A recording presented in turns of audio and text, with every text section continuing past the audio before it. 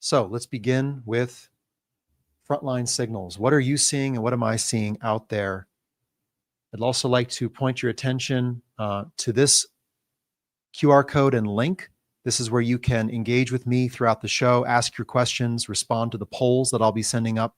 So please go over there and put your comments and questions in the queue. I'll also be keeping an eye on the Emergent YouTube channel chat. So if you've got something to share with me, post it there and I will review that before the show is over. So with that, let's dive right in. So the Age of Disclosure, a new documentary drops tomorrow, Friday, long awaited. It was announced earlier in the year, and then for unknown reasons, it was not able to make its public debut outside of a limited debut at the South by Southwest Film Festival. There are a number of acting government officials speaking out in this documentary, a number of military whistleblowers, scientists, and others with potential first or secondhand knowledge of not only UAP craft, but in one case, as described by Jay Stratton in the film, non-human beings that he has personally witnessed, he says. So I'm very much looking forward to seeing what comes out of this documentary. It is, again, only a documentary, right?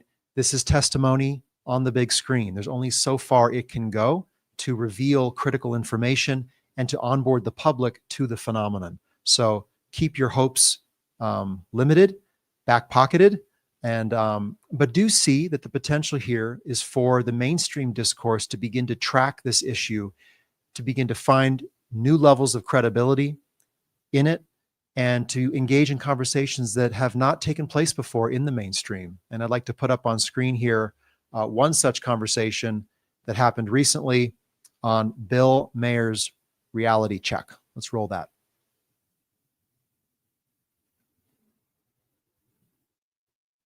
First video in the queue.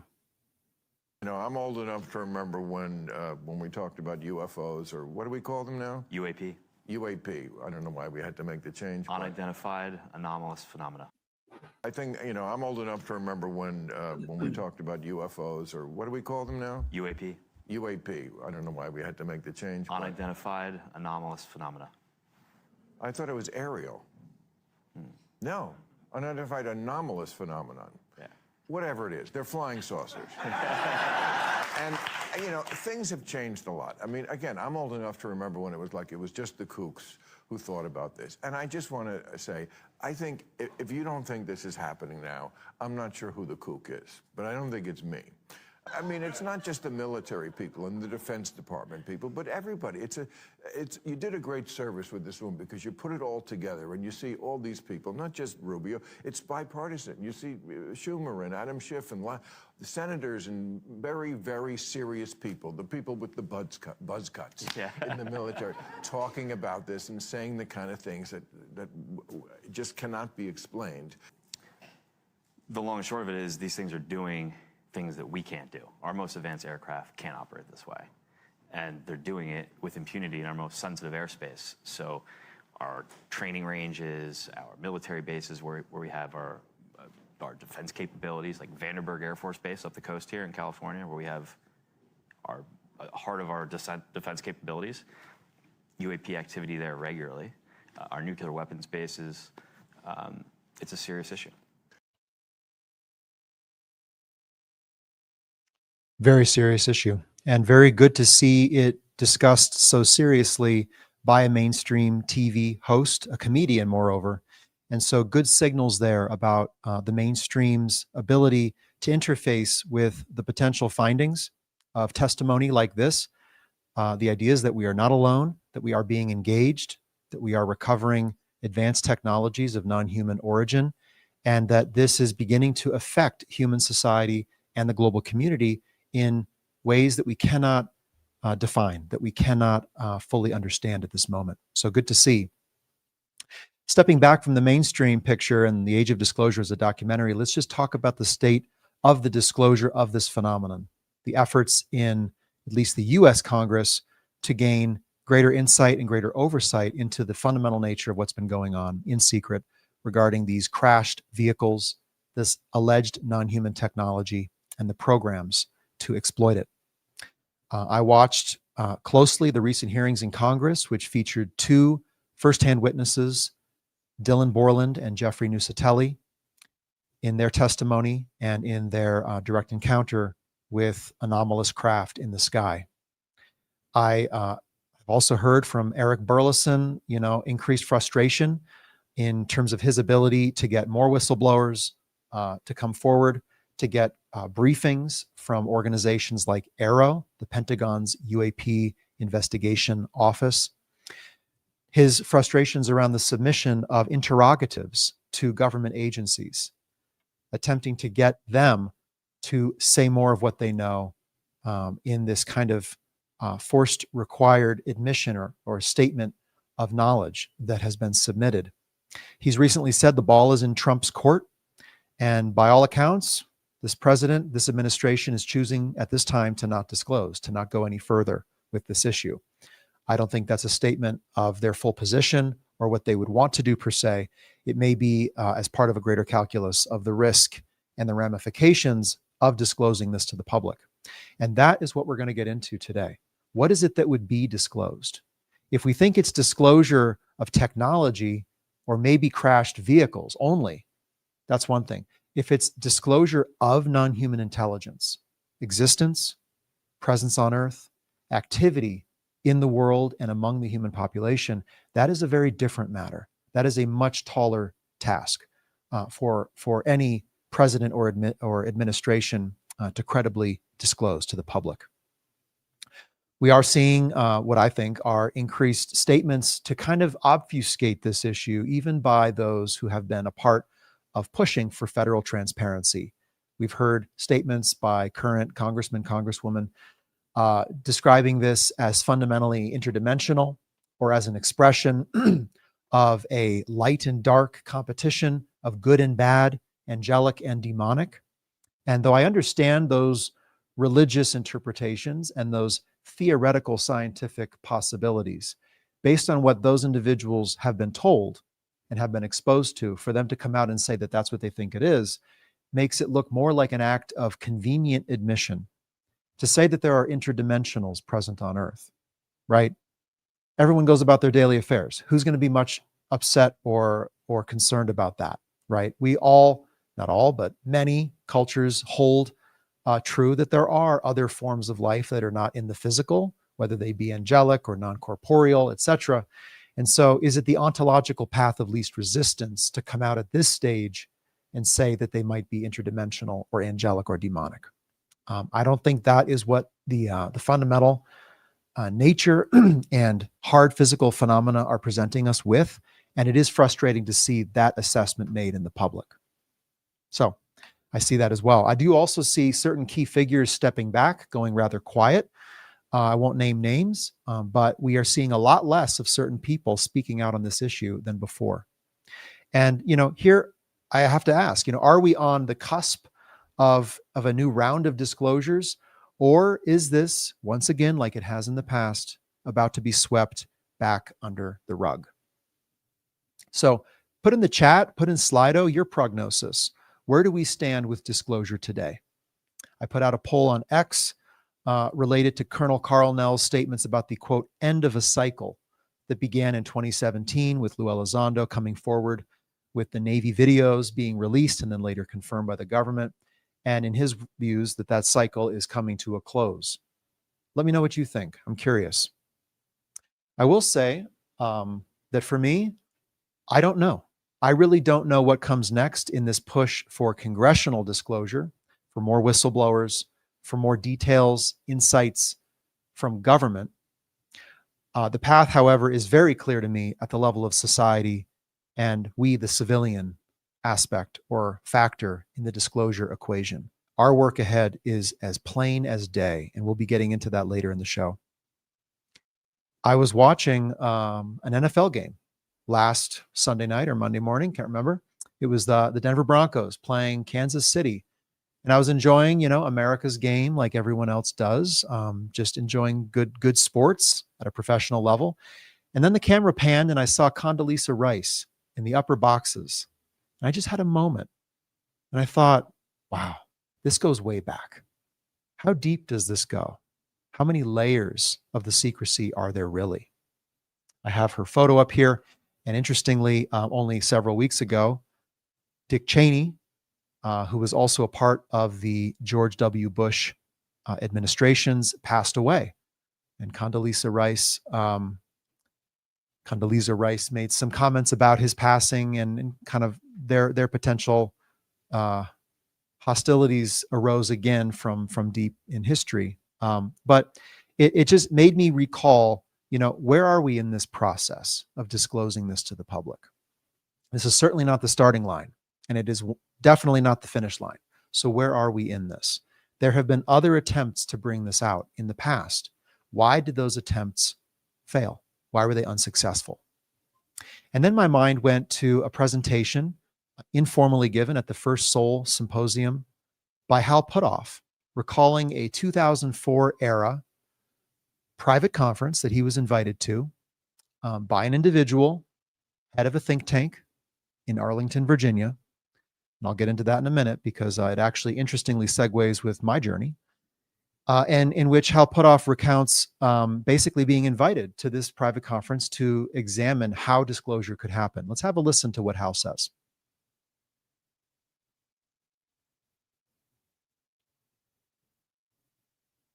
That's video number 2 in the queue. CEO of a think tank in Washington, D.C. This is back a couple of decades ago. He says, I want you to come and participate in a conference here in Washington. I said, well, frankly, I'm too busy. What's it about? He says, I can't tell you what it's about.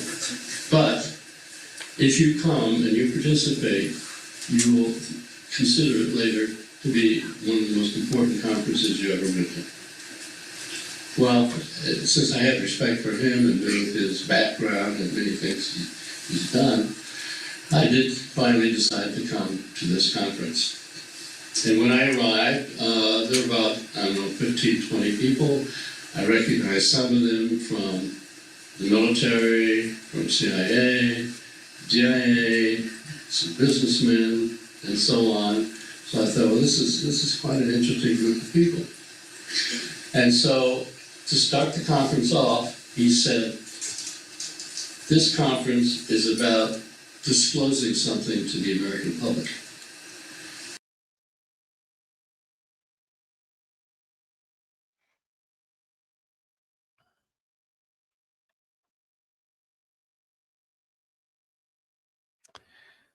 Fun fact, the individual that invited Hal Puthoff to that meeting also reached out to my father, Marshall Summers, at around the same time. He actually flew out to Colorado to meet him.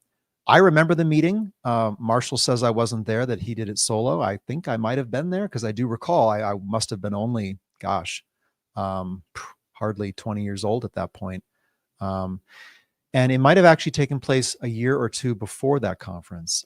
But essentially what this individual asked is what my family's opinion was about the nature of the phenomenon and what to do about it. Interesting that there were those feelers being put out throughout society, academia, science, to try to get some societal input on how to hold this phenomenal secret and the colossal implications, risks, and hazards that it poses, not just to this one country and its government, but potentially to the global community. There were efforts then to see what we knew, what we know, and what we knew to do. And I think there are efforts now as well. It didn't work then. The choice, as Hal Puthoff further describes in his retelling of that story, is that it was deemed a no-go to disclose this to society. Basically, those present gave it a low score of either in terms of how it would destabilize society. And so the decision was to not proceed. And so here we are, right at the cusp of what some might declare the age of disclosure. I would say it's more like the maturation or over maturation of this cover-up. It's gotten too big, too heavy, too many people involved, too many crimes committed to keep back. And I would not be surprised if in time we see a run to the doors of those who have had firsthand access to these programs, to come forward and lawfully disclose what it is they have seen, done, instances of waste, fraud, and abuse with taxpayer money, the undermining of elected government oversight of this issue, and generally the public's access to awareness about reality itself. Because when you become aware of this phenomenon, it opens the lens on who you believe you are, what humanity is, what it means to be human today and tomorrow. It could radically reshape the world. And we're going to get into that in terms of opportunity. But I think the cover-up is coming overdue. It's post-mature. And I think it may be collapsing under its own weight. If not now, at this moment, due to societal demand for information, possibly in the years to come due to AI and other technological advances that basically make it impossible to hold information back. We also should not underestimate that among the external factors, the exigencies forcing this issue forward, there are non-human factors in addition to human factors. The phenomenon has a vote to cast. It is a player on the field. And so what are the potential scenarios of how it responds to circumstantial events, geopolitical events, and disclosure events as well? I think we should be asking those questions. In my view, we can no longer be wasting time. We are 80 years into this programmatic engagement with humanity in terms of this modern wave of UFO, UAP activity. We need to devise a roadmap to move this out of the purview of any one government and its national security complex into a global international forum for discussing the ramifications and the implications for the presence and activity of non-human intelligences, technologies, and factors at play. I really think we need to move beyond awe and wonder at this, being in awe of the universe and its possibilities, and move into a phase of concrete action. What would we do if this is real?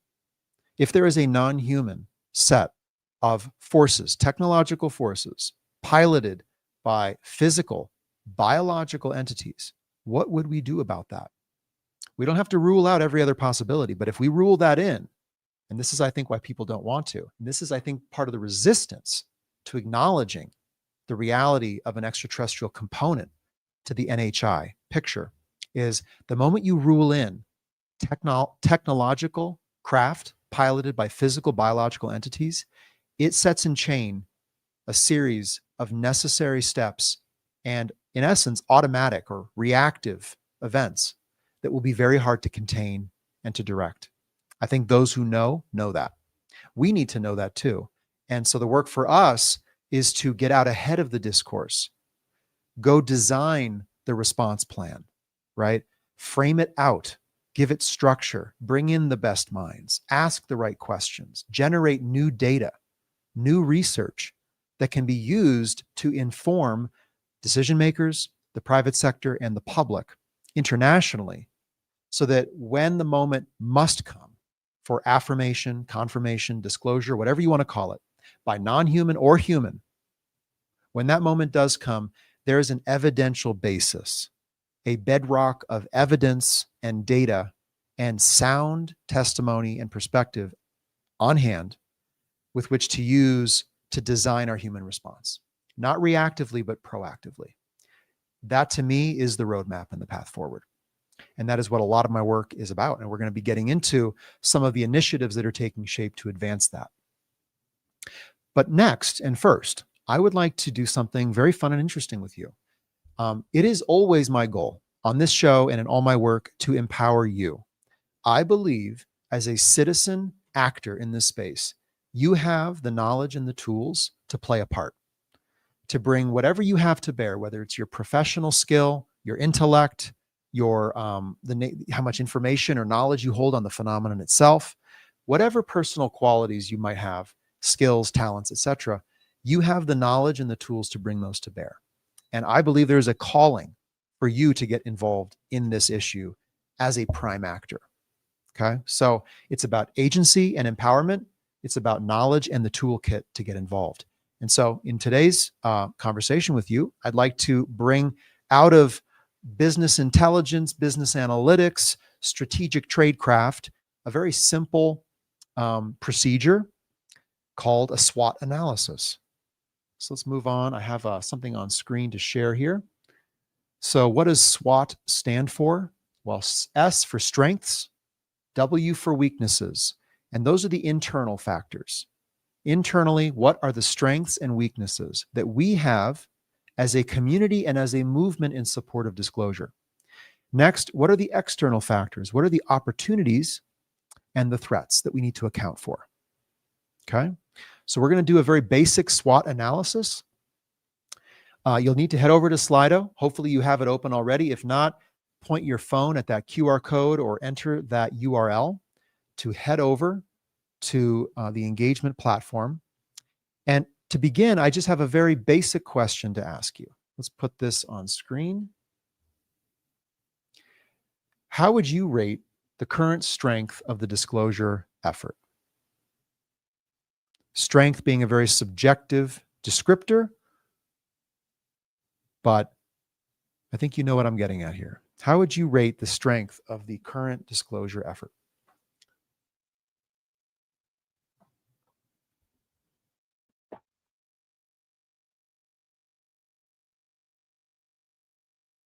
Might take folks a few minutes to get over there. And I think we'll also put the link to this in the chat or comment section, wherever you're participating from.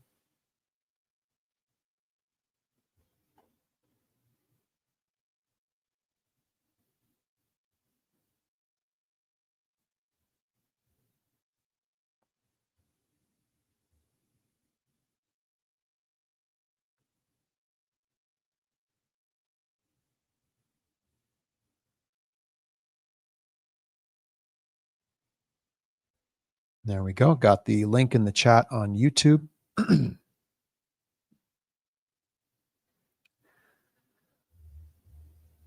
Okay, so there seems to be a moderately hopeful or conservatively hopeful sentiment.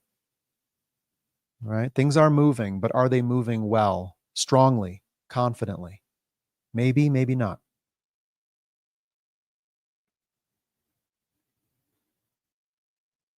All right, 3 of 5. Good. Let's move on and let's talk about strengths. What internal advantages do we have, again, not as an organization, but as a community and a movement in triggering disclosures of the phenomenon? What strengths do we have that we should take account?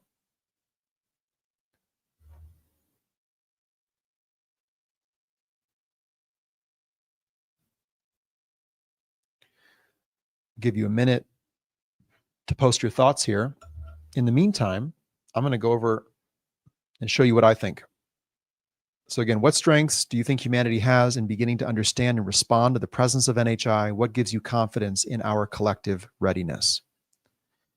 Well, some things that I see: growing body of credible whistleblower testimony, revealing firsthand knowledge of NHI presence and activities, beginning confirmation of credible sensor data and verified observables of anomalous craft under intelligent control, independent civilian research coalitions forming to investigate intelligent activities of UAP, growing public openness to the possibility of advanced non-human intelligences, extensive human capabilities for analysis, investigation, and data collection that can be leveraged to assess UAP, and a rising generation less constrained by dogma, more resilient in the face of ontological disruption. So we have a new generation hitting the global stage, taking up positions in technology, science, politics, new voices. And they may regard this differently than those in the 2004 era when, for example, that conference was held assessing that society was not ready and could not be safely onboarded to this. Okay, let's see what you think. And be as specific as you can in these. Really think. We don't just want euphemistic statements of positivity. We want hard factuals. What do we really have in our possession? Belief in each other, curiosity, openness, testimony, not constrained to seek approval, to speak and to act. Well, that's very true. We're not under NDAs, non-disclosure agreements. Deeper sense of knowing beyond reason, an intuitive sense. Freedom of the internet in many countries. Direct experience. We have insiders and whistleblowers courageous enough to come forward. Very true.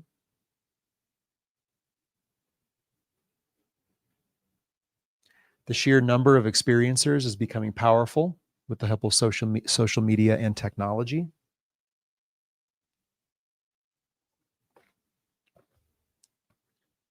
Yes. I think we have yet to even tap into what we really have as citizens and as a society. I think we put way too much weight and significance on the US military, the defense companies that we think have come to core insights as to the nature of the phenomenon, which may or may not be true. So we have a lot more agency than we have claimed. And I look forward on this show, on Emergent and on Forerunner, the community platform that I've developed, to explore what could we as citizens do? Because the phenomenon is engaging us, individual human beings. They're not just going to the corridors of power, to the Air Force hangars, at Langley and Wright Pat. They're going to the people, and they're going to people globally in urban areas and in remote areas, developed countries and undeveloped countries. There is tremendous insight and intelligence we could gain into what they are, what they intend to do based upon those interactions. And so to get out into the field and to look at this new environment where the relationship is taking shape and look for those dynamics as they take shape. Very important. A couple other comments because they're rolling in here. Ample evidence gathered from government and scientific organizations. That's true. There's a great paper out by Kevin Knuth. He's lead author, but there's like 30 or 40 other authors on the new science of unidentified aerospace undersea phenomena, the new UAP, not unidentified anomalous phenomena. Aerospace undersea. Go check that paper out. Maybe we can put that in the link to the chat. It's pretty easy to find, actually. If you just search Kevin Knuth paper, it's the first thing to come up. People who have had direct experience with NHI. Okay. Care for humanity, intellect, insight, sense of community. Okay. True. So let's move on here. Let's look at weaknesses. Where are we unprepared or vulnerable in the face of continued human or non-human secrecies? What weaknesses or blind spots could undermine our global or societal response to NHI? And again, just to take a pause here, that to me is the bigger why and the bigger what. The bigger what is not what we have done with these recover technologies, the secrets that we have kept. It is the activity and potential involvement of the non-human factor at play. And the why is to uncover the nature of that involvement so that we can devise an intelligent response. So I'm talking about NHI disclosure, the intelligence behind UAP, not just disclosure of unidentified anomalous phenomena, which could be a catch-all to describe just about anything up there or down here. So I'll give you a moment to put your ideas into Slido. While you do so, I'll share some of mine. What are our weaknesses? Potentially high levels of misinformation or disinformation, human and or non-human in origin. Institutional fragmentation. Governments and military bodies operate in silos, limiting coordinated responses. Absence of any global ethical or diplomatic framework for interspecies engagement. Widespread psychological and cultural unpreparedness for a confirmed non-human presence on Earth. Resistance from entrenched power structures benefiting from secrecy or control of NHI-derived technologies. And scientific inertia and stigma that prevent any serious academic study of NHI phenomena. Okay, let's go over to you, what you have shared regarding weaknesses.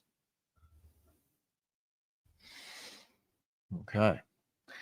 Acceptance of the presence of non-human entities. That's a weakness? I think that might be a notable strength. We saw it in that Bill Maher clip I shared. There is an ability to entertain that as possibility, if not probability. Fear of unknown alien powers and cognitive dissonance. I think fear is a big weakness. Acceptance of the presence. Okay, read that. Psionics. Interesting. Do you mean that as a weakness or a strength? If you see it as a weakness, I think it is, in that there may be a psychic layer to existence and a psionic vector of communication and of impacting another entity with force, and we are very weak in this regard. We basically can't agree what we are actually dealing with and what we would even do if we knew. Worse, most people, I think, still don't want to hear about it.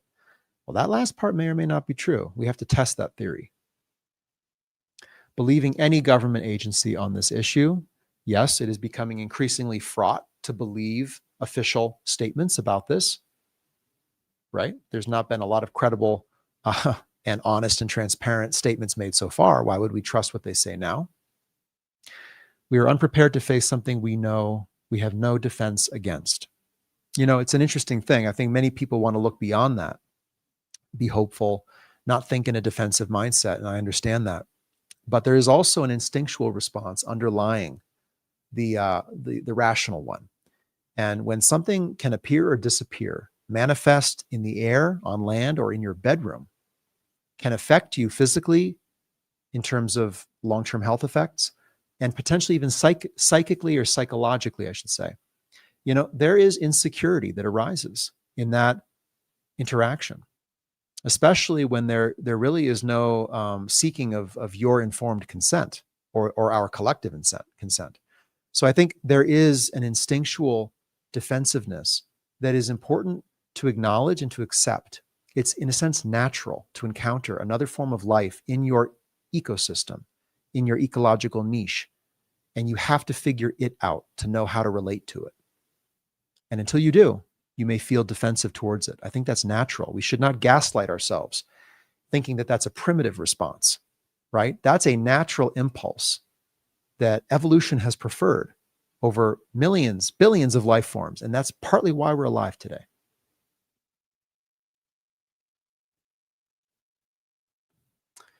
Misinformation, ignorance, indifference, and poor discernment, a deficit in our investigative culture, ooh, good one, is a major problem for us to address, as it leaves us vulnerable to investigative setbacks like red herrings and honeypots. Even if we understand this, the UFO community at large is highly vulnerable to that. So true. Things that misdirect our attention, that make us think that that's the important thing, right? When it's not. Straw man tactics, right? All these rhetorical tools being used against us, and we're not the wiser for it.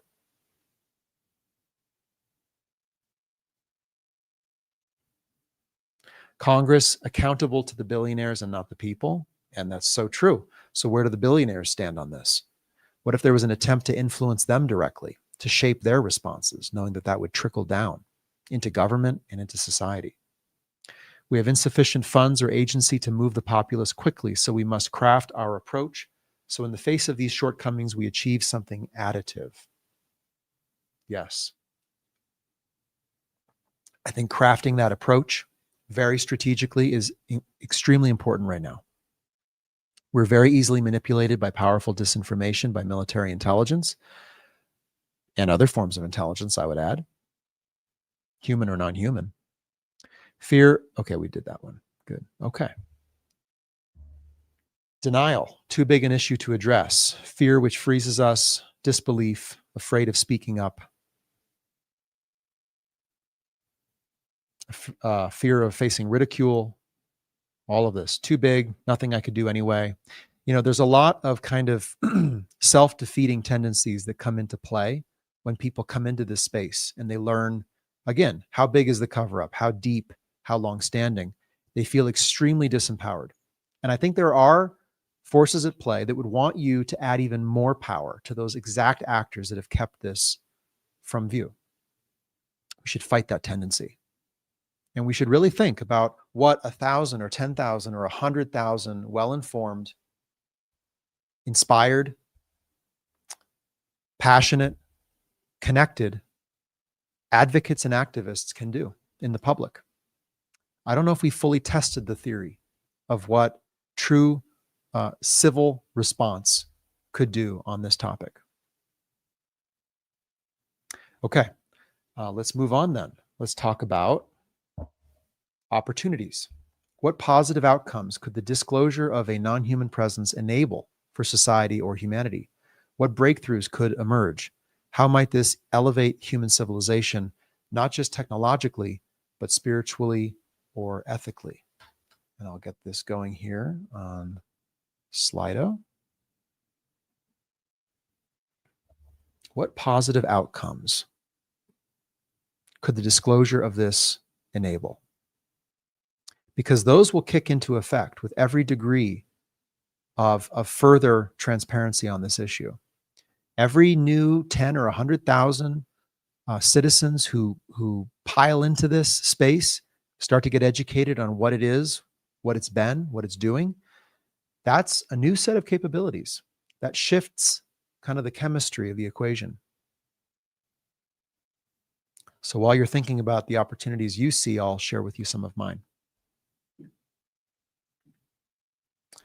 Opportunity for global unity in the face of a species-wide encounter or challenge. Potential access to revolutionary knowledge of energy, materials, and life sciences. Expansion of human self-concept and identity, what it means to be intelligent, conscious, and alive in the universe. Reevaluation of history, religion, and competitive dynamics. New frameworks for understanding our human present and future. Creation of contact protocols, interstellar ethics, long-term stewardship principles to ensure sovereignty and self-sufficiency and the continuance of humanity. There is so much we can do, regardless of governing authorities working with us, let alone working against us. Even should they try to work against this effort, they may not be able to stop it or want to. There's so much in the purview that really is in the purview of society, not government. Government is not here to regulate our experience of reality, right? They have a limited mandate. So, other institutions, cultural, religious, academic, and base, society writ large, there are things that must remain there and arise from there. So there's a lot that we can do to support that. So let's go over to what you think. Start at the bottom here. A common threat. Well, yes, a common threat is typically a powerful unifier. It would unify humanity and open doors to other realms of existence. Unity and cooperation among increased numbers of people and even nations. Hopefully bring humanity together. Development of terms of engagement. Yep, a lot about unity. Shifting the focus away from competing with each other and towards how are we going to cooperate to deal with NHI. See, right there, we take NHI out of the equation temporarily. We acknowledge their existence, but we don't demand that we engage openly with them yet, right? What we demand is that we have to figure out how we humans manage and mediate future engagements, even hypothetical engagements. There's so much work to be done there that does not rely upon everyone agreeing that NHI are here already, right? If you had your back to the universe, sandwiched between domains that you do not have the ability to observe or to fully understand, the sky, the space, and the sea, the ocean, right? Sandwiched between them. We're like a terrestrial mammal grazing on land, sandwiched between these two anomalous, unknown domains. What would you do? Logically, you would devise protocols, right? Frameworks for managing a potential inbound object, communication, entity, etc. Have we done that? To my knowledge, not sufficiently. All right, back to your comments. Shift and focus away from competing with each. Okay, we read that. Awareness, more justice, veganism. You'll have to explain how veganism is an opportunity in the context of NHI. Reform of faiths, equality between all people. Huge injection of interest into scientific development, protection of the natural world, exploration, new forms of philosophical and religious thought. Overcoming our baser nature, being humble to recognize our limitations and start appreciating all life. Okay. Yes. I mean, these opportunities sound kind of wishful, hopeful, grand. Fundamentally, are there more granular opportunities at hand? For example, do we have the ability to go out into the field and generate credible data regarding the activity of the phenomenon? Could we, let's take on good faith, the statements by some that they are being taken physically from their homes, abducted? Is there a form of citizen ISR, intelligence, surveillance, reconnaissance, that these people could do? Meaning, when you're on the craft, describe it for us fully, but not just generally. Certain dimensions matter most. Could we begin to gain insight into what type of craft, what morphology of craft typically coincide with what kind of encounter? Could we begin to build an intelligence picture of the 1, the 2, the 5, the 6 groups that might be present in the world interacting with humanity? Okay, now let's move over to threats.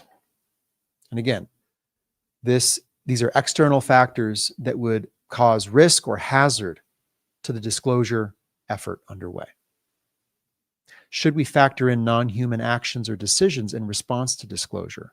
What scenarios must we be ready for, psychologically, morally, and institutionally? All right, I'll put that up on Slido here and give you a chance to respond.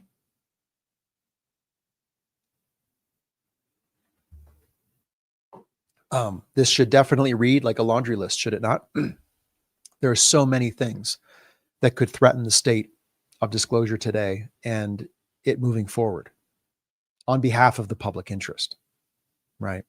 And that right there is a threat. Private interests, national interests, those could easily take over the fundamental act of disclosing the nature of the interaction and the entities and aggregate any amount of power, prestige, profit, technology, etc. So there are so many internal threats to account for. I'll read you some of mine while you're thinking of yours. Possible existential risks from continued engagement with psychologically or technologically superior non-human intelligences.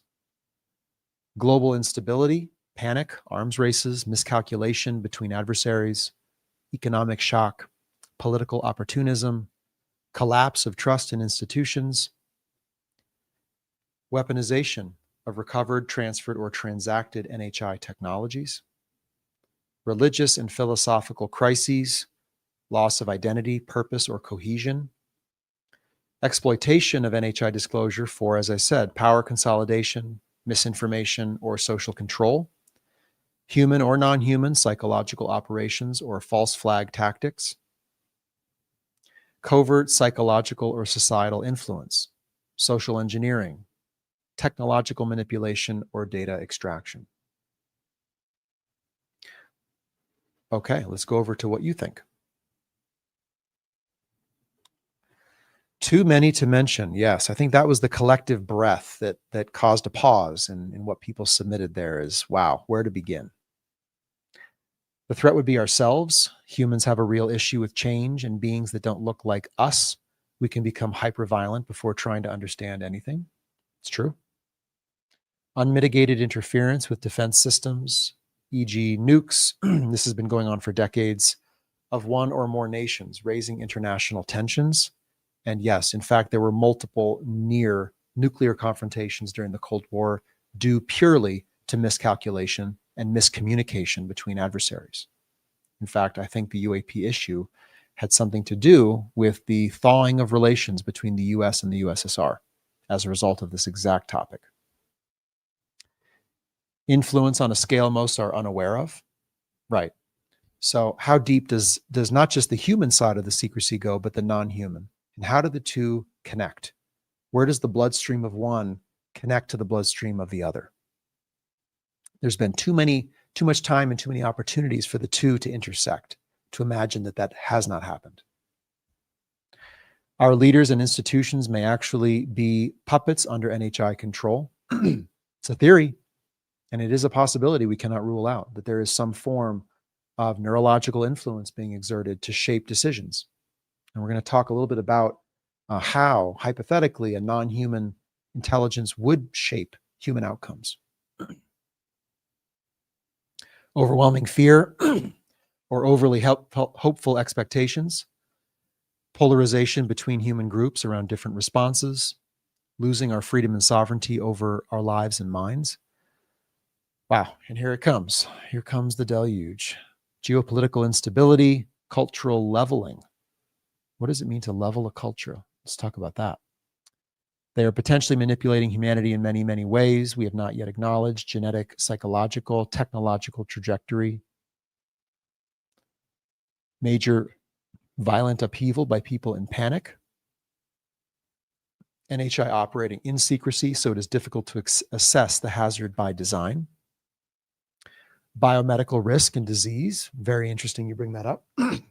Wouldn't that be a first kind of logical one when you think of two biological entities coming in contact, possibly for the first time? You know, that one right there is grounds for a research initiative. You know, looking at the biome of individuals who have claimed to have direct physical contact. Are there any anomalies biomedically, biochemically, right? Are there any non-human and potentially non-Earth-based viral or bacterial contents to their body, to the surface of their skin, to the environment? We should be asking those questions. The risk of overloading people whose mental health is already vulnerable, fear and reaction to fear. Stock market crash, subsequent economic hardship, losing even more trust in government agencies, leading to civil unrest, shock to some religious institutions, confusion on a grander scale. Okay. In the interest of time, we're going to pause there. Thank you for doing this informal community SWOT analysis.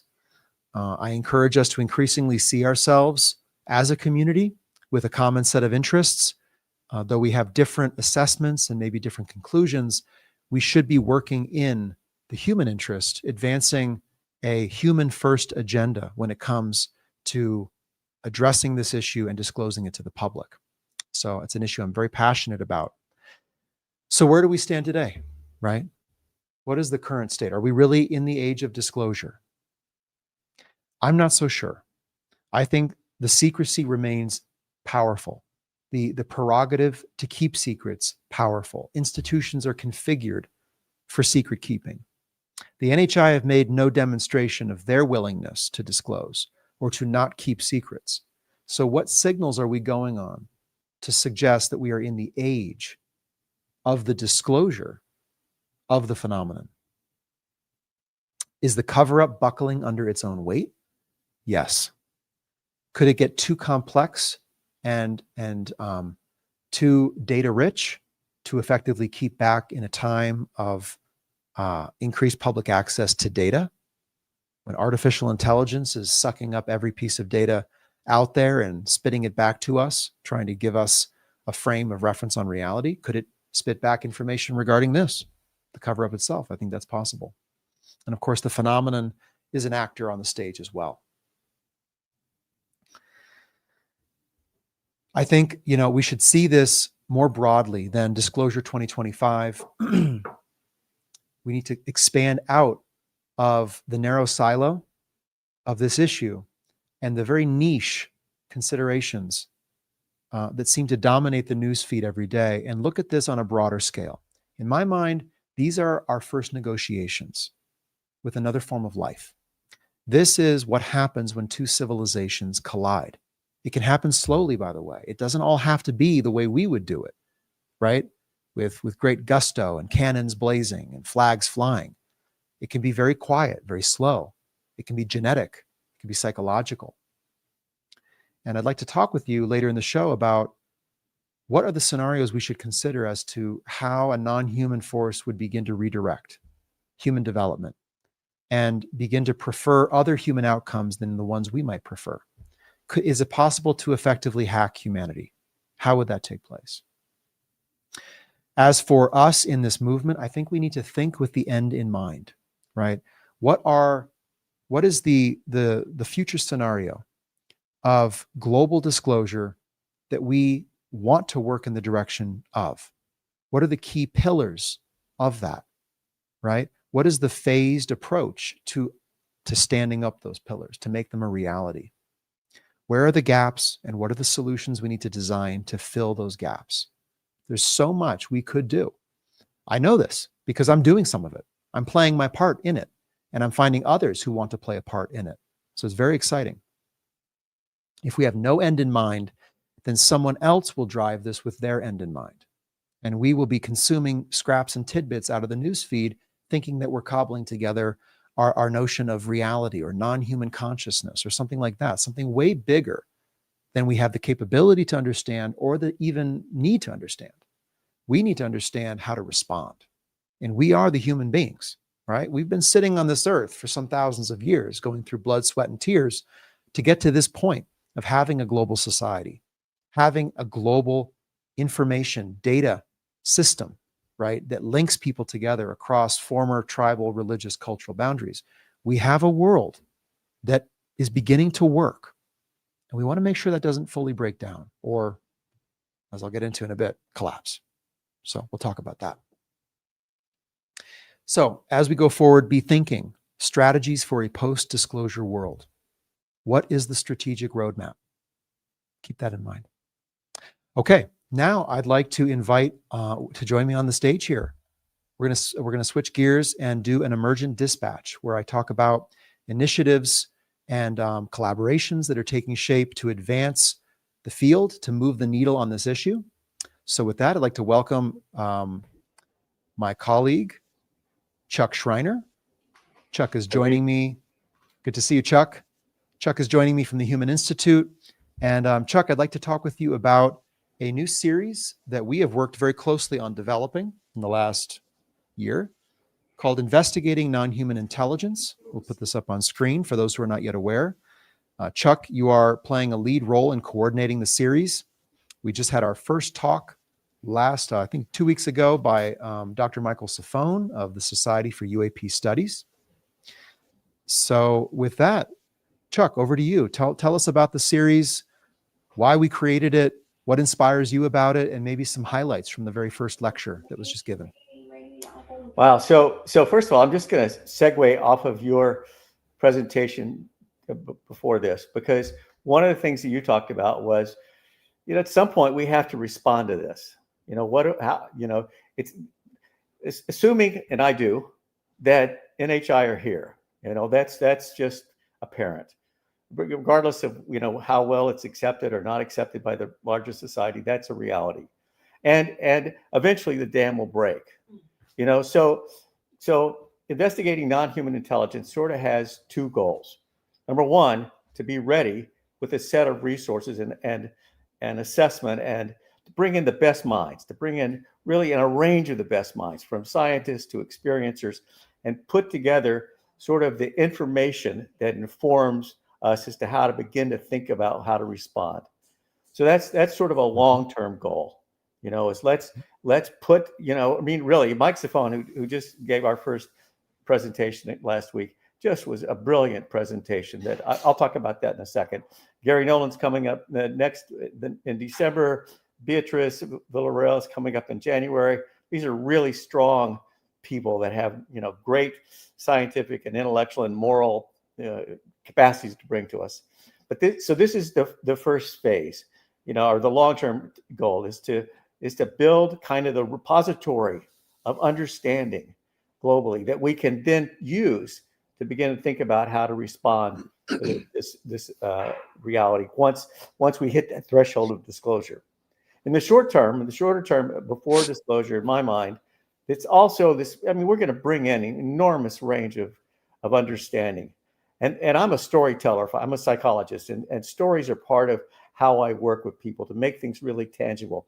We're going to bring this really broad understanding together and build a story that deals with all the levels and complexities of it and puts it together, because it's really a fact, you know. So how do we break this down into its really essential components and convey this, because it's there to be conveyed, you know, whether or not we have disclosure broad with the government.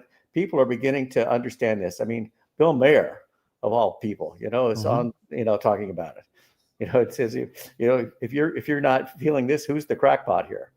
So that's the That short feels term. good, doesn't it? Yeah, Just a little bit of mainstream acknowledgement that we're not the crackpots. Yeah, A right. little bit of healing there. Right. I mean, I remember. I mean, I'm sort of new to this whole world. You know, I absolutely, you know, you see the little newspapers at the grocery stand, you know, and you just think, oh, these are all kooks. I've come out of that, you know, that thing. And then once the military released those videos, you know, at that point you go, okay, well, I got to take this seriously. And then when you look, you know, you see, wow, there's just a massive amount of information. So we have plenty of data. We have plenty of data. And so now I'm gonna revert back and talk about Mike's first presentation. Because Mike is a PhD in the philosophy of science. He thinks about how science works, you know, and he's also interested and involved with mainly UAP, but he's also beginning to expand into NHI. And he really asked the question, you know, how is science going to cope with this? I'm a psychologist. I know that science really struggles to grasp things that we can't measure with a machine. You know, if it comes into a subjective thing, it really struggles as to how to do that. And so Mike talks about, you know, lots of things, but I think one of the things that struck me, I'm going to read this phrase, the epistemic loop of forensic indeterminacy. I like that. That's a big, long phrase. And what that is that, you know, with the level, you know, there's extraordinary claims being made, you know, by all kinds of people. And his point is, with the more extraordinary the claim is, the more extraordinary the proof is. And so we end up kind of in a he said, she said kind of unresolvable dilemma, you know, of how do we really come to consensus as to what's going on. And so, and we're studying NHI. NHI might be as different from us, or more different from us, you know, in its cognitive capacity than a sea anemone. I mean, a massive, you know, how do you understand this? You know, and so part of what he argues is that we now have to look at the relationship. What happens, you know, between us as humans and NHI as we interact with them, which means we have to begin to think about the subjective and the experience of consciousness as part of that. Well, here, I totally agree with that. The question is, how do we get science to evolve towards that? You know, and I think so. That's the dilemma he poses, and the answer is, because if it's really happening, science has to adapt. I mean, that's the thing. You know, that's the thing. Is it, you know, it's just going to blow some of these guys' minds, because, you know, consciousness is not where, you know, mathematicians spend, you know, some of their time. And so that's, you know, it's just, if people have not seen Mike's presentation, it's out there on YouTube under Human Institute. I really just want to encourage you to do that, because I'm a nerd, but I thought it was fascinating. You know, it's to really groundbreaking. Yeah. Honestly, we use the word groundbreaking a lot, right? It sounds, you know, kind of hyperbolic, but truly, I think it was groundbreaking in that it was framing out the very beginning structure of a new science of non-human intelligence. Right. And doing so not at the level of, quote, nuts and bolts of, you know, just the hard physical science or the detection of objects, right, but acknowledging that we are in an intelligent exchange, right, which is a relationship. It's a dynamic. And so we need to expand our lens and consider the relational space in which this event, this encounter, is taking place. Yep. He even calls out, you know, how light hitting your eyes, photons bouncing off the surface of a hull is an engagement, right? And it is having a psychological effect. It's possible that whatever the intelligence is could know that it's having that effect. could want it to have that effect. Couldn't, maybe they don't want it to have that effect. So it's just, when you consider this as a meeting of sentiences, a meeting of minds, Yeah. it changes your frame. Yeah. And I really appreciated his talk on that. Yeah. Well, so the thing I took away from this, I mean, everybody takes their own thing away, but the thing I took away with this is just how much we're going to have to stretch, to really put our hands around this. And so this is what INHI, Investigating Non-Human Intelligence, we're going to gather those minds that stretch our understanding of this. Gary Nolan is next, a brilliant guy out of Stanford, and he's going to begin to he's going to talk about the roadmap. What's the roadmap of science as we explore this? So that's the whole idea of this initiative is to start with the science. We started with a philosophy of science. How does science work? And here's the roadmap, and we're going to build on this.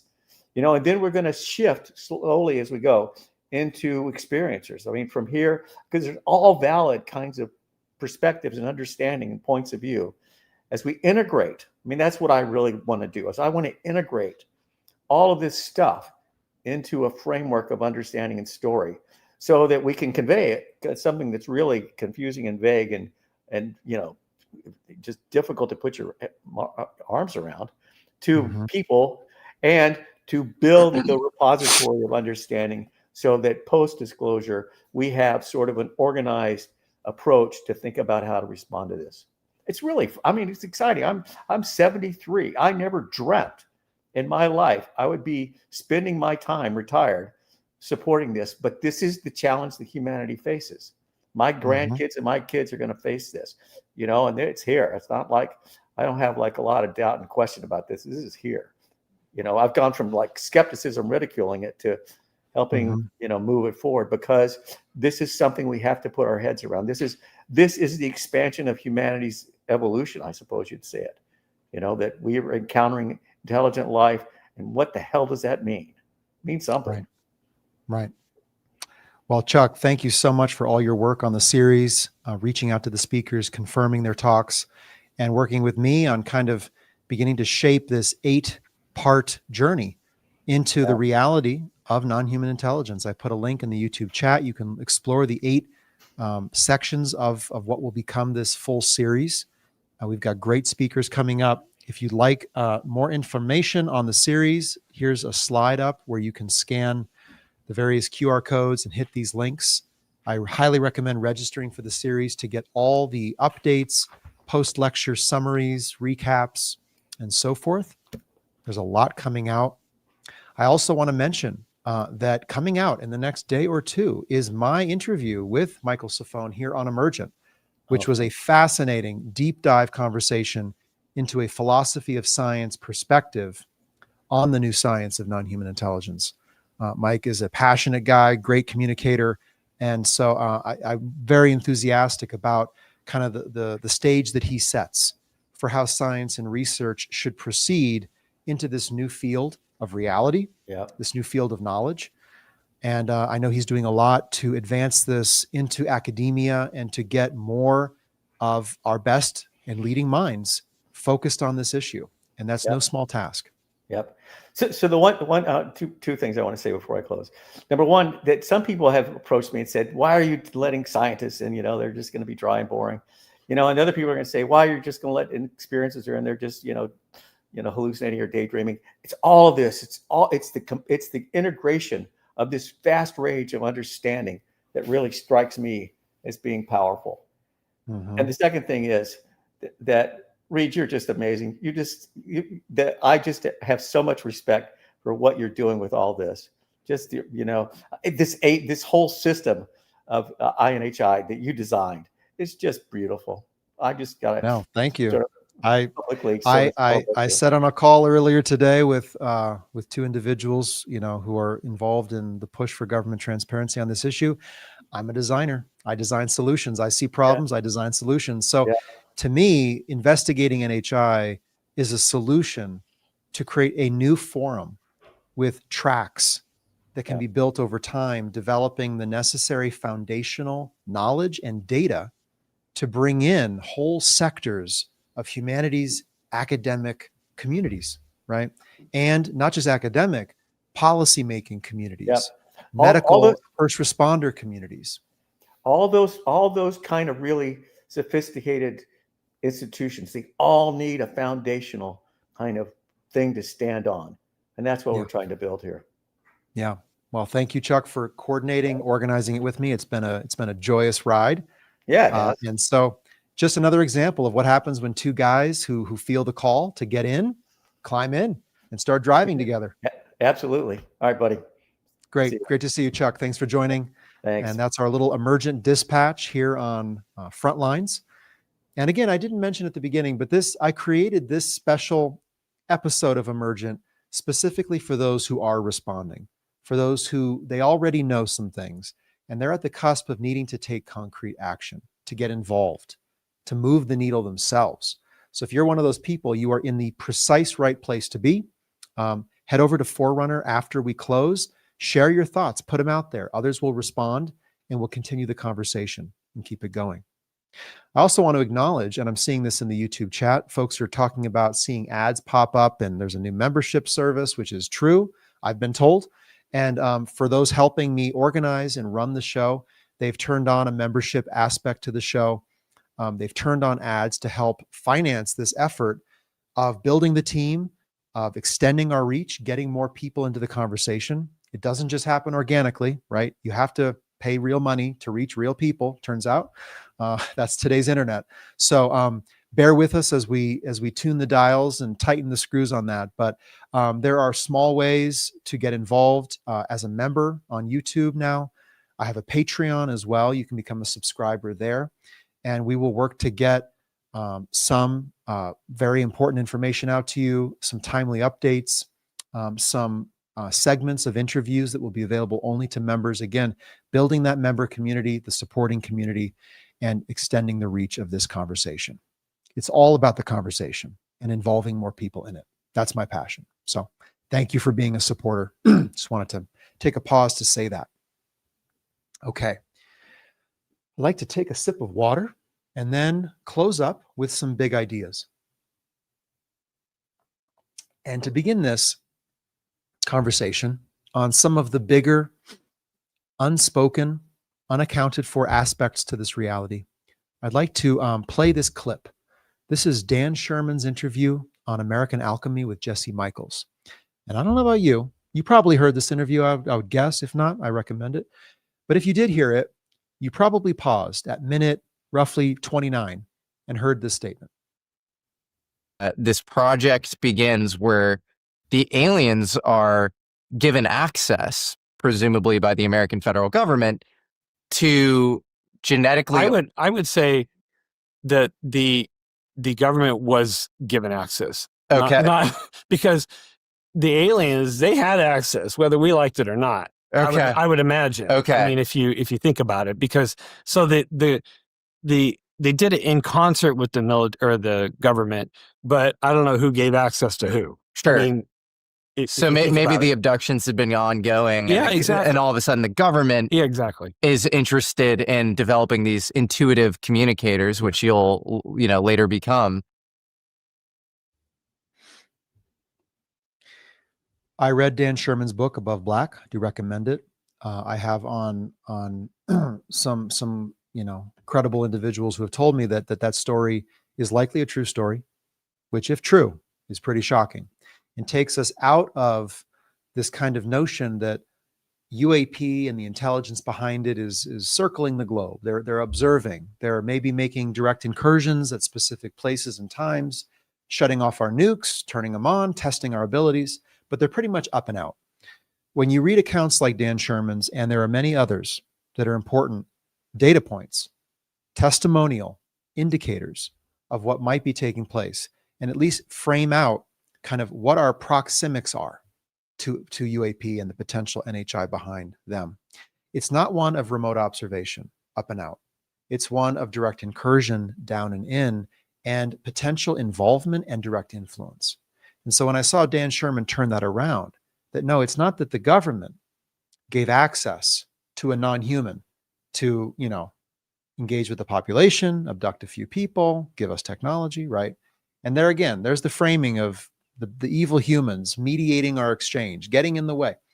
But to see Dan Sherman turn it around, that maybe no, NHI were already engaging people and government was allowed in, or was, leverage was put upon them to have to be a participant or an observer in those interactions. That's a different framing entirely. And here I'd like to talk about this issue of surrogates, right? There's a lot of talk of surrogates. Who's the prime actor and who do they work through? And we imagine this kind of cabal of human elites, and I don't deny that or rule out that that possibly exists, that there's a majestic 12 or a majestic 24 or majestic 30 that is impelling the secrecy in many ways.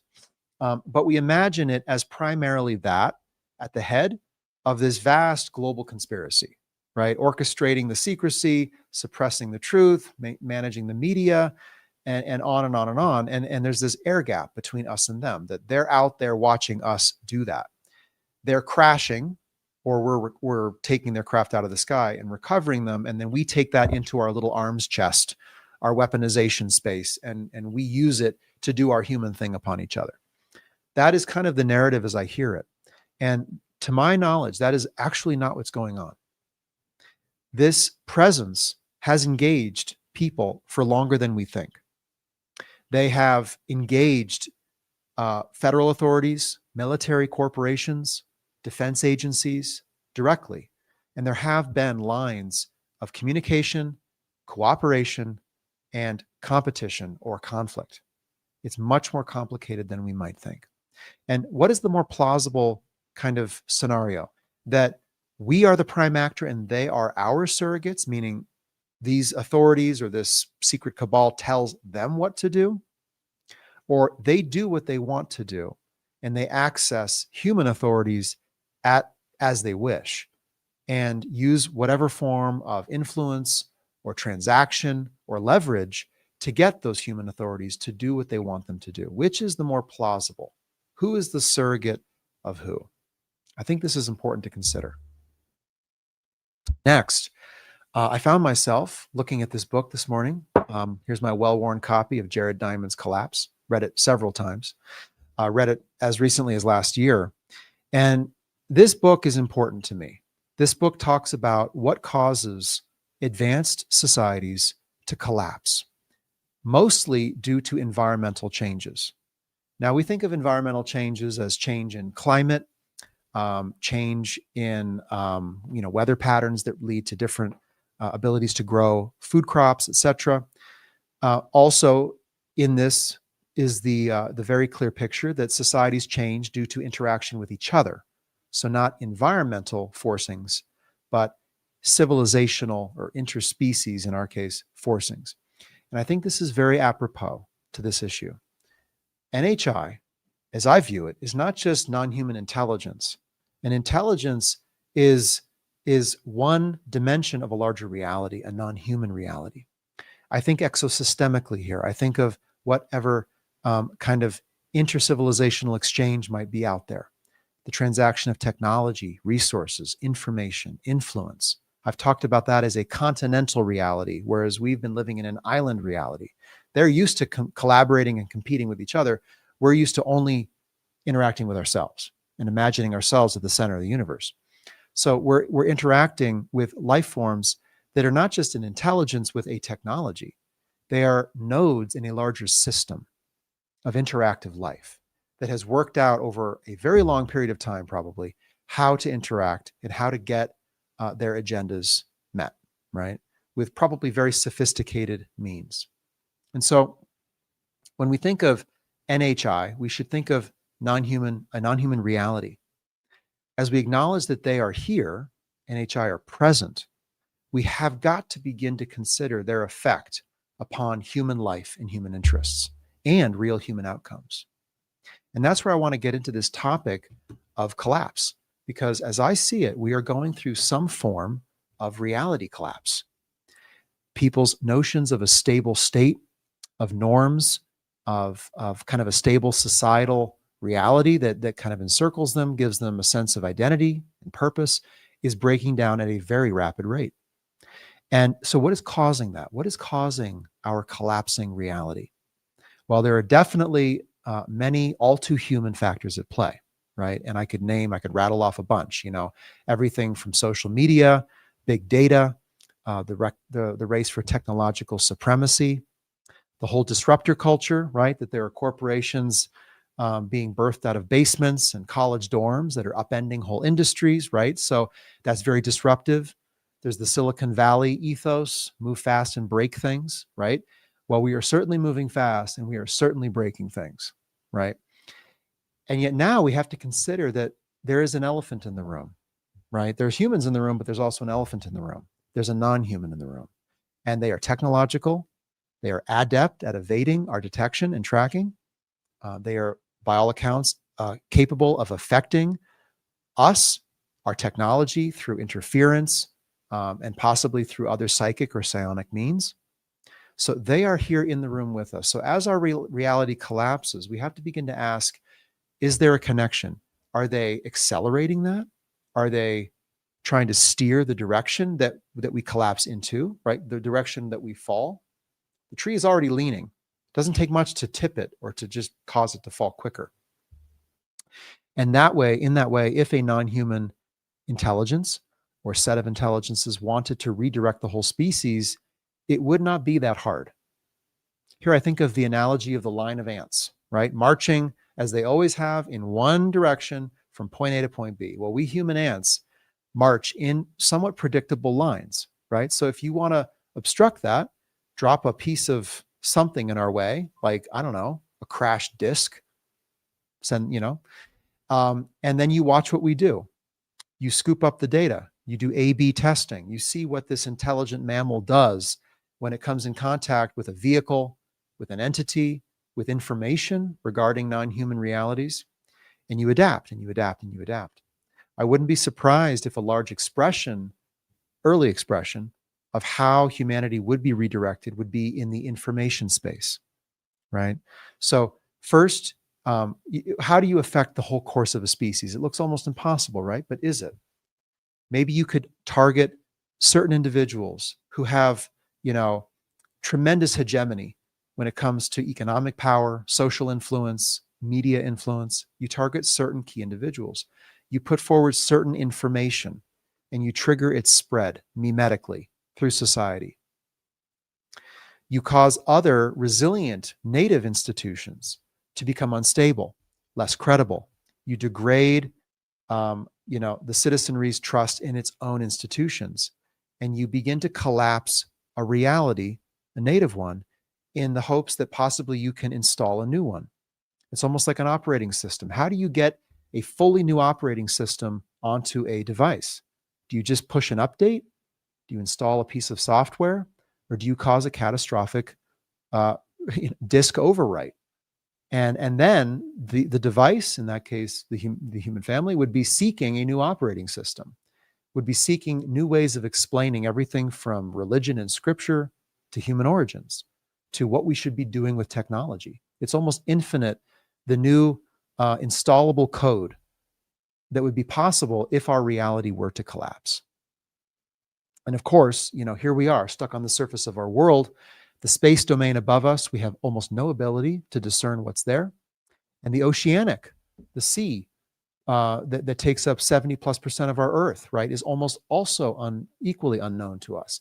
We have these two unknown domains, and we're pancaked between them. It's a real big problem.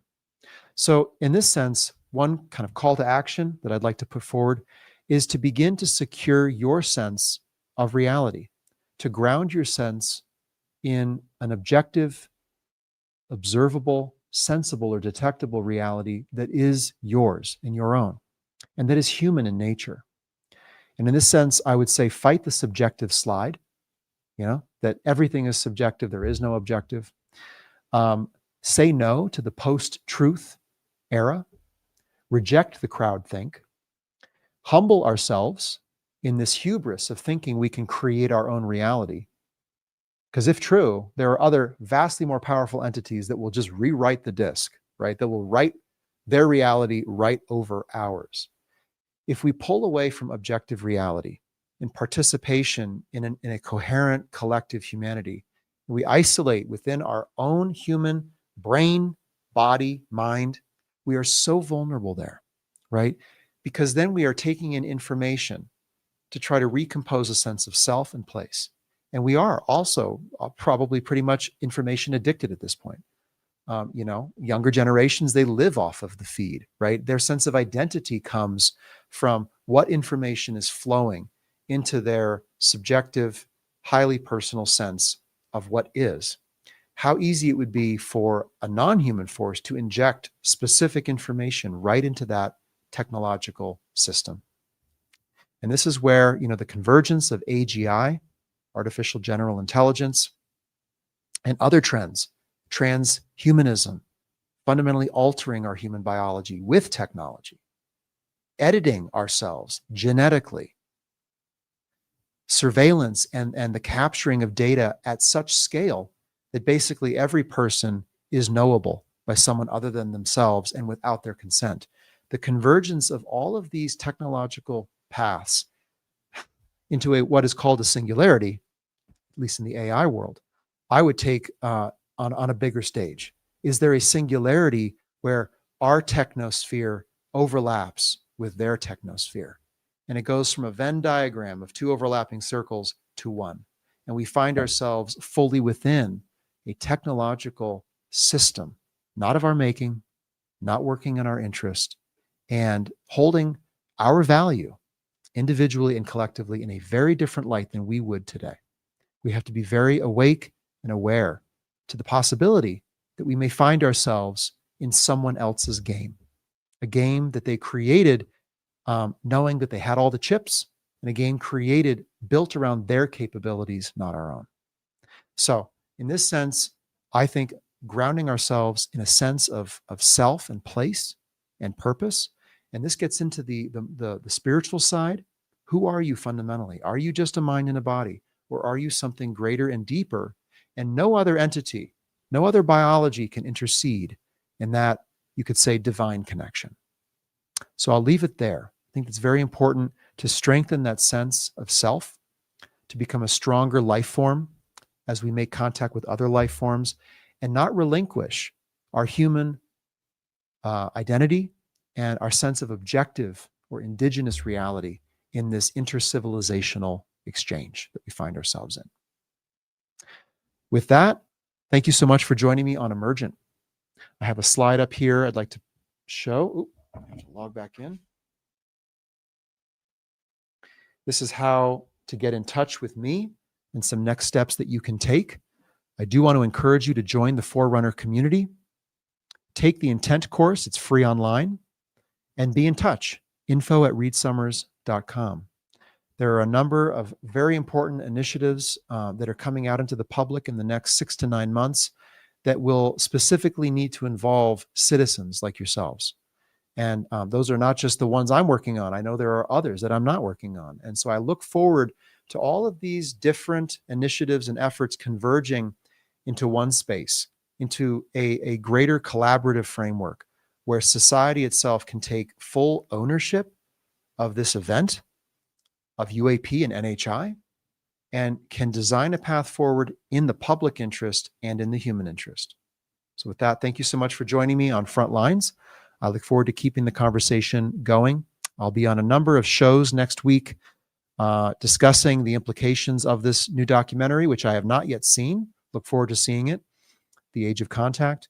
And I also have 2 episodes dropping, one tomorrow or Monday with Michael Safone, and another with Matt Ford and Chris Sharp, looking at really examining the apparatus that maintains the secrecy of this across various domains of the US government. So with that, I'll say good night. Thanks so much for joining the conversation today. All your contributions, very much value that. And thank you for your support.